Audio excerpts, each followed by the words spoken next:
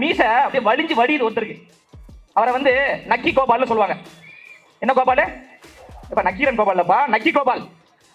அண்ணா அறிவாலயத்தில் நக்கி கொண்டிருக்கின்ற நக்கி கோபால் சொல்றாரு, நல்லக்கண்ணு அவர்களுடைய உடலை பார்ப்பதற்கு செல்கின்ற போது அண்ணன் விஜய் அவர்கள் மது அருந்திவிட்டு சென்றார் என்று சொல்லக்கூடிய அயோக்கிய நக்கீரன் கோபால் அவர்களே வாடா போடா என்று பேசுறாரு. வாடா போடான்னு பேசாதடா கோபாலு.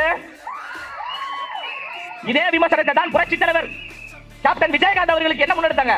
சமூக வலைதளத்தில் இதே போன்ற அவதூறுகளை, அவர் ஒரு குடிகாரர், அவருக்கு எதுவுமே தெரியாது என்று திமுக முன்னெடுத்தது. ஆனால் தேமுதிக தொண்டர்கள் அதை கண்டுகொள்ளாமல் விட்டு விட்டால் கேப்டன் அவருடைய வீழ்ச்சியை நோக்கி போனாங்க.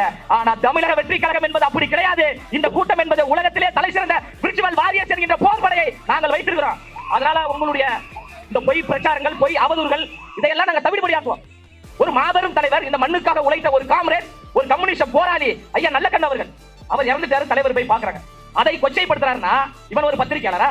பத்திரிகையாளர் என்ற போர்வையில் இருந்து கொண்டிருக்கின்ற கோபாலபுரத்து 200 ரூபாய் கொத்தடிமைகள், நியூஸ் தமிழ் 24x7 என்ற ஒரு செய்தி நிறுவனத்தில் வேலை செய்த பத்திரிகையாளர் திமுகவினுடைய சட்டமன்ற உறுப்பினர் பழனியாண்டி என்ற ஒரு ரவுடி கும்பலால் தாக்கப்பட்ட போது நக்கீரன் கோபால் அவர்களே, உங்கள் வாயில் என்ன இருந்தது? எங்களுடைய சின்ன விசில் இருந்ததா? பேசிருக்கணுமா கூடாதா? தமிழ்நாடு முழுவதும் சட்ட ஒழுங்கு சந்தி சிரித்துக் கொண்டிருக்க, அது குறித்து நக்கீரன் கோபால் பேசுவாரா? வாயில் என்ன இருந்தது? எங்களுடைய விசில் இருந்ததா? பொறுப்பு டிஜிபியை நியமித்திருக்காங்க, நிரந்தர டிஜிபியை நியமிக்க வேண்டும் என்று உச்ச நீதிமன்றம் சொல்லிய பிறகு கூட இன்னும் நிரந்தர டிஜிபியை நியமிக்காம இருக்காங்களே, இது குறித்து நக்கி பிழைக்கிற கோபால் பேசுவாரா? நான் எந்த பத்திரிகையாளரையும் இப்படி தலைக்குறைவா பேசுனது கிடையாது.